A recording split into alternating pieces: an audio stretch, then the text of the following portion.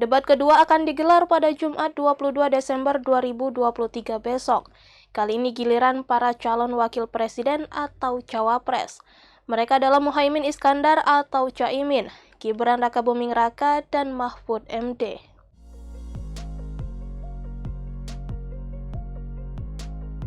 Format debat masih tetap sama, seperti debat perdana calon presiden.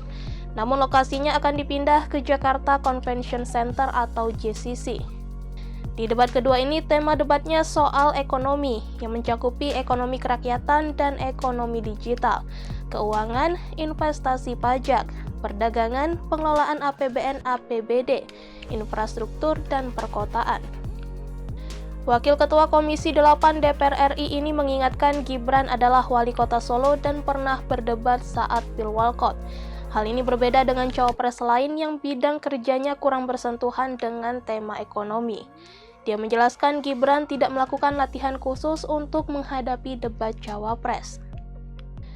Berikut video lengkap wawancara eksklusif Tribun News on Focus dengan anggota Dewan Pakar Tim Kampanye Nasional Prabowo Gibran Aceh Hasan Syadzili. Iya, tentu orang boleh saja untuk menilai, dan saya kira kita jangan underestimate terhadap Mas Gibran ya. Karena Mas Gibran adalah anak muda yang sekali lagi sangat akrab dengan tema soal ekonomi digital, ya, soal perdagangan, soal hal-hal yang nanti akan jadi perdebatan. Dan satu hal bahwa Mas Gibran selama ini juga sudah sangat akrab dengan ekonomi digital, yang tentu menjadi tema bagi anak-anak muda, gitu ya. Saya tentu tidak ingin mengomentari terhadap rekam jejak dari dua rivalnya yang lain, walaupun tentu kalau kita lihat Pak Mahfud adalah seorang ahli di bidang hukum, ya. Jadi tentu kalau pengetahuannya tentang hukum, saya kira siapa yang tidak mengenal beliau, bahwa beliau adalah seorang profesor di bidang hukum. Tapi yang kita perbincangkan ini kan soal ekonomi, gitu. Demikian juga Caimin atau Gus Muhaimin, beliau seorang politisi murni, seorang aktivis, ya. Dan selama ini ya beliau bergerak di bidang politik, ya. Pernah tentu bersentuhan dengan ketenagakerjaan ketika beliau menjadi Menteri Tenaga Kerja. Tapi saya kira kalau dilihat dari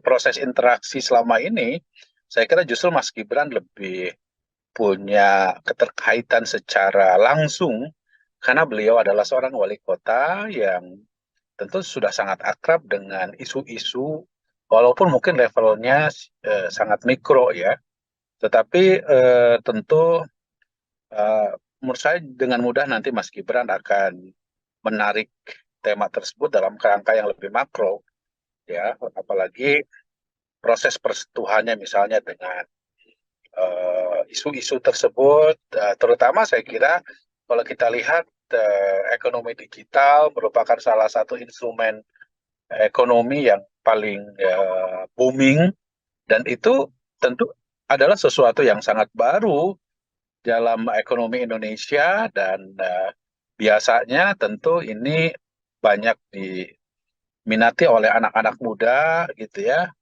Dan itulah yang merepresentasikan dari Mas Gibran itu sendiri, gitu loh, Mbak.